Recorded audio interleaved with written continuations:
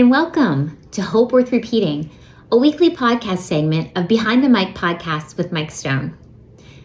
I'm Amanda Valantine, not like the holiday, but with an A in the middle, and I'm honored to hold this safe and sacred space with you every Thursday to share from a diverse group of authors and their works, quotes and encouragement that I pray will bring you hope.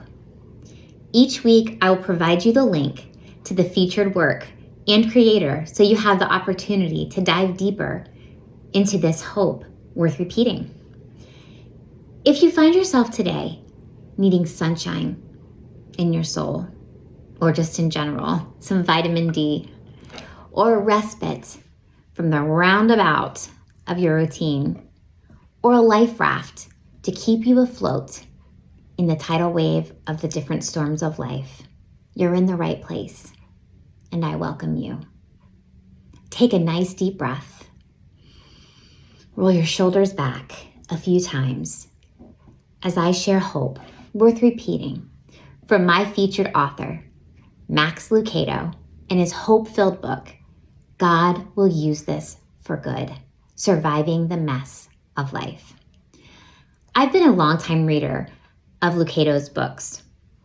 I have many of his books, dating all the way back to when I was in high school, which has been about 25 years since I graduated. So I have highlighted, I have written in the margins, different things that have given me hope and encouragement throughout the years when I read Lucado's books. I hope that you can find hope and encouragement in today's book by Max. They have definitely given me hope during some very bleak battles in life. So let me share with you the first quote that I believe is filled with hope worth repeating. He says this, quote, "In God's hands, intended evil becomes eventual good."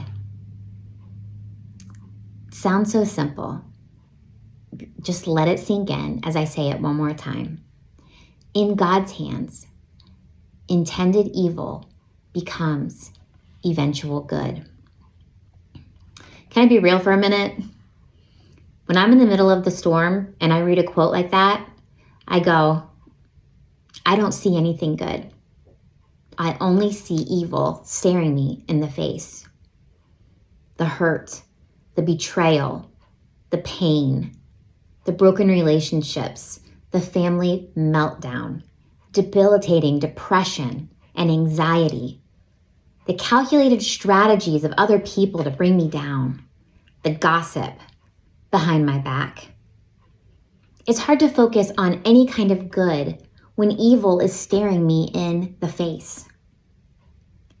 But that is where hope comes in. See, hope is not like wishing on a star. Hope is an expectation that God is at work behind the scenes for my good. In his book, Lucado uses the story of Joseph as a backdrop for making his point. If you don't know the story of Joseph, it's okay. I'll tell you this. It is filled with betrayal, favoritism, lots of lies, pain, deep hurt, prison, and unfairness. Maybe you can relate to one or more of those things in your own life as you're listening today. This story is the backbone of Genesis 50:20, which basically says, you meant harm, but God used it for good. Maybe you can think right now of some situations where you feel like someone has meant you harm, or you feel like a circumstance has meant you harm. Maybe you're in the middle of one right now. You're in the right place. God takes those things that others mean as harm, and he uses them for good. This brings me to my second quote from the book. I love this one so much.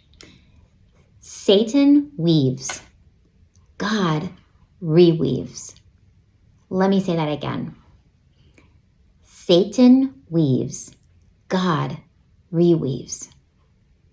Lucado further explains this by saying Joseph was saying to his brothers, based on the original language that, quote, you wove evil, but God rewove it together for good, end quote. I had a small weaving loom when I was a child. Maybe you had one too. Mine was red and it had all the little pokey things coming up, and you were supposed to take the loops and stretch them across and then take your loops the other way and go over and under and through to make all kinds of coasters and pot holders that your parents had to say were wonderful and beautiful. Maybe you can relate to that. My sister and I would sit and we would make coasters and pot holders all the time for our parents, and every time they accepted the gift as though it was their first one and the best thing they had ever seen. In order to change something in the weave, a loop would have to be completely removed and taken out, and a new one woven through, over, under, and through. If it were our lives, it might look something like this: the pain of something being pulled out of our lives, and then God slowly weaving something back in for our good. I love this imagery. Satan weaves, but God reweaves. He works in our lives as we go over and under and through. And if you want to hear more about what Lucado's favorite word in this book is, the word through, you'll have to get a copy of the book or read it on Kindle. It's so good. Like I said, I'll have it linked in the show notes below. Today, though, you may be facing evil. You may be staring it right in the face. You may feel like evil is winning. You may feel like evil has woven itself into the threads of your family, your work, your heart, and your soul. But friend, there is hope. And it's worth repeating again. In God's hands, intended evil becomes eventual good. Thank you for listening today. This is a new podcast with the sole intent to spread hope to everyone who listens. Please share and like, or love it if you want, so that this podcast can go everywhere that God intends it to go. I would also like to get to know you as the listener, so please dialogue with me in the comments.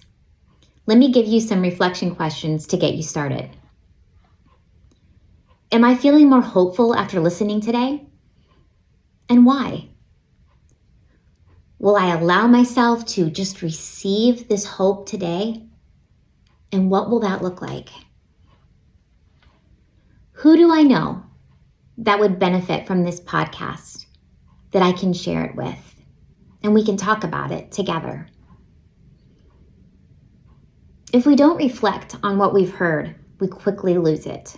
So I encourage you to answer these questions, either in your own journal or share your answers in the comments so that others can also chime in and share what has spoken to them.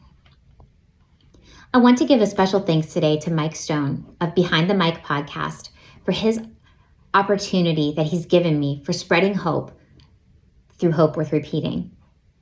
He also has an amazing weekly Sunday podcast. In fact, in the archives of Behind the Mic podcast, you will find his interview with Max Lucado. You'll get to hear the warmth in his voice, and you'll get to hear a man who really understands hope and grace in turbulent times. I'll be back next week with a new author and book to share. Today's book and author are linked in the show notes, as well as how you can follow me and Behind the Mic on social media. I'd like to end today with a prayer. May the Lord bless you and keep you. May the Lord make his face smile on you and give you hope and peace. Bye for now, friends. I look forward to your comments, and we'll hold this space for you next week for some more hope worth repeating.